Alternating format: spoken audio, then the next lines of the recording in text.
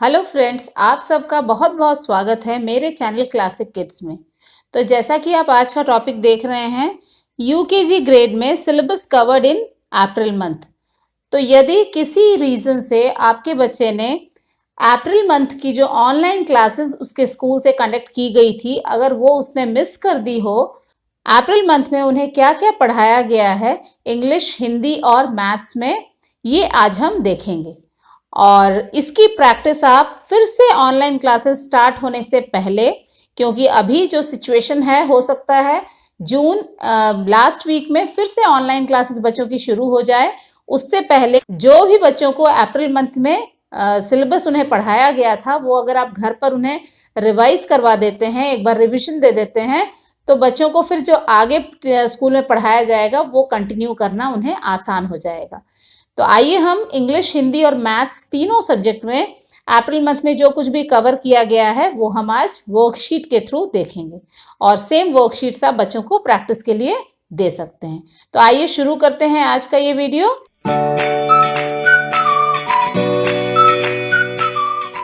सबसे पहले है इंग्लिश सब्जेक्ट का सिलेबस। तो यहाँ पर जैसे ही क्लासेस शुरू हुई थी ऑनलाइन की, सबसे पहले बच्चों को जो भी उन्होंने एलकेजी में पढ़ा था उसे रिवाइज करवाया गया था।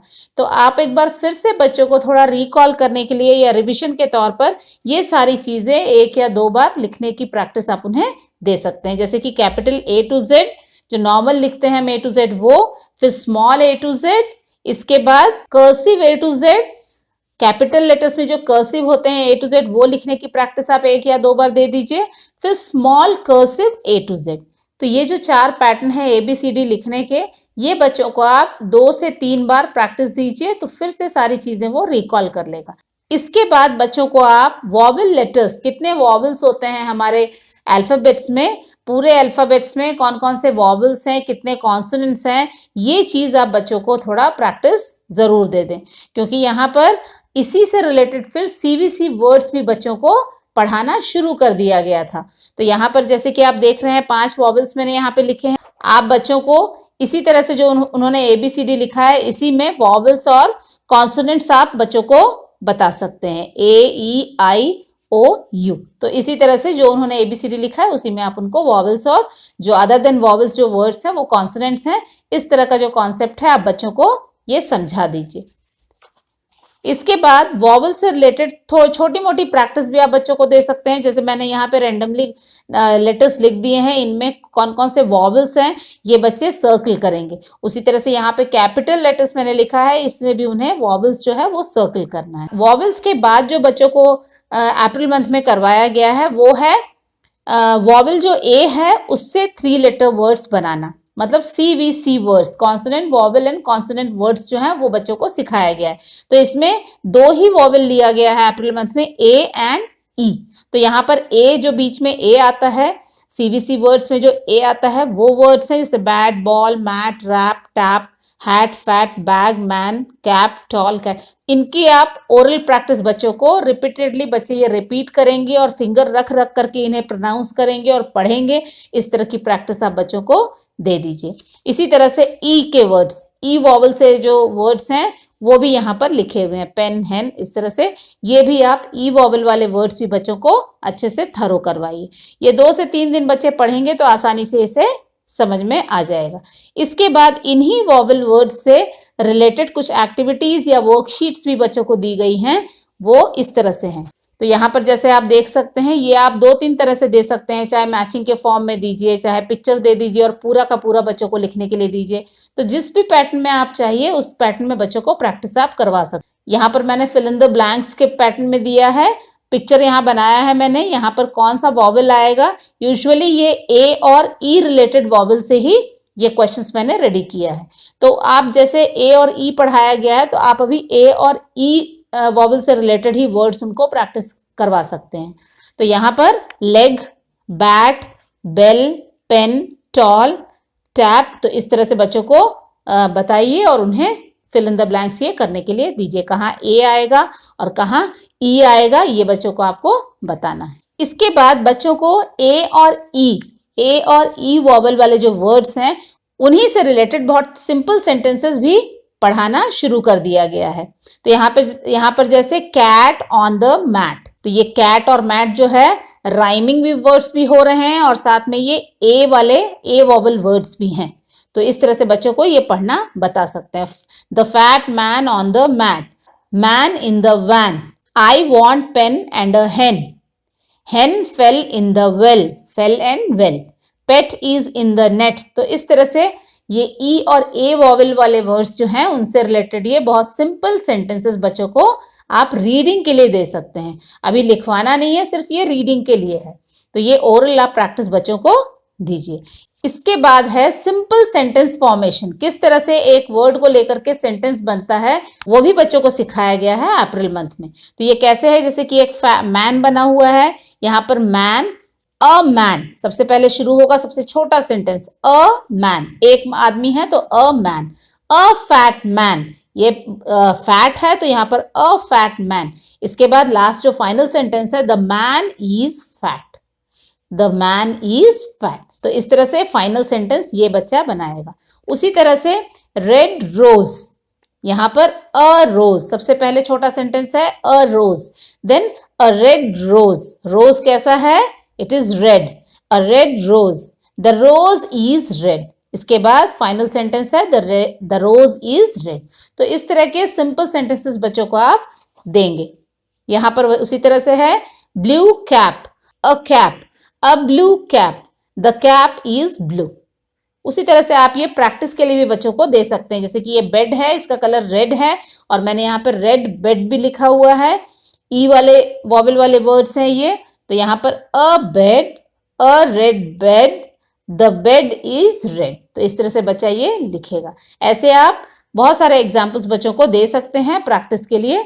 इस तरह के वर्ड्स जो हैं ये आप दीजिए और उन्हें सिंपल सेंटेंस फॉर्म करने के लिए बोलिए। तो लगभग ये सारी जो चीजें हैं ये अप्रैल मंथ में इंग्लिश सब्जेक्ट के लिए बच्चों को पढ़ाई गई हैं।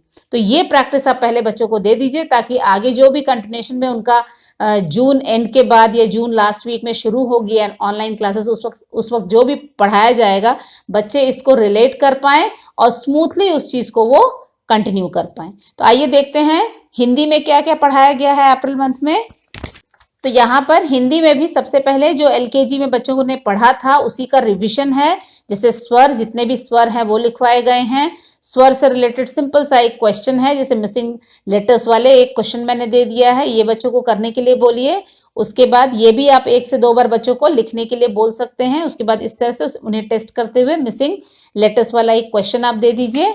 इसके बाद एक्टिविटी के तौर पे, वर्कशीट के तौर पे इस तरह का कुछ आप एक्सरसाइज दे सकते हैं उन्हें। ए लिखा हुआ है, यहाँ पे 3 ऑब्जेक्ट्स हैं, कौन सा सबसे करेक्ट ऑब्जेक्ट है इससे रिलेटेड, इससे शुरू होने वाला, उसे बच्चा सर्कल करेगा। ओ से अंगूर नहीं है, ओ से आम, दिस इज ऑल्सो रॉन्ग।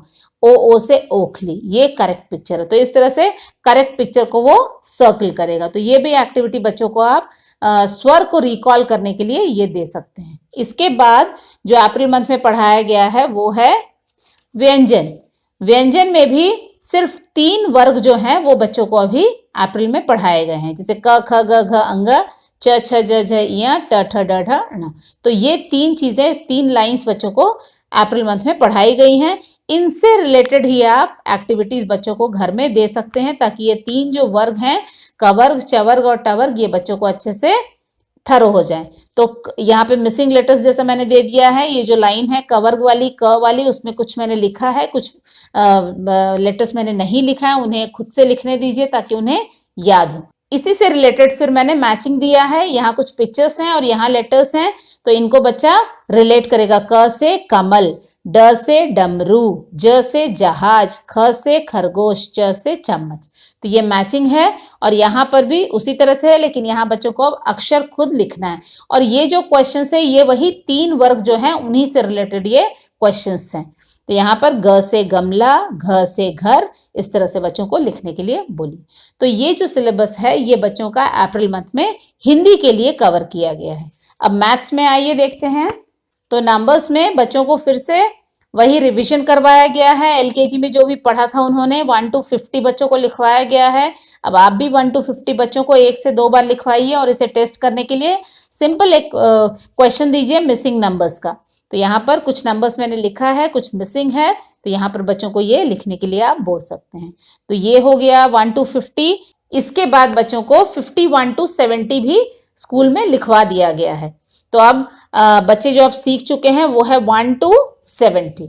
तो ये 51 to 70 भी आप घर पर उन्हें प्रैक्टिस दीजिए और 1 to 70 बच्चों को बार बार या 2 से 4 बार लिखवाइए ताकि उन्हें ये चीज याद हो जाए।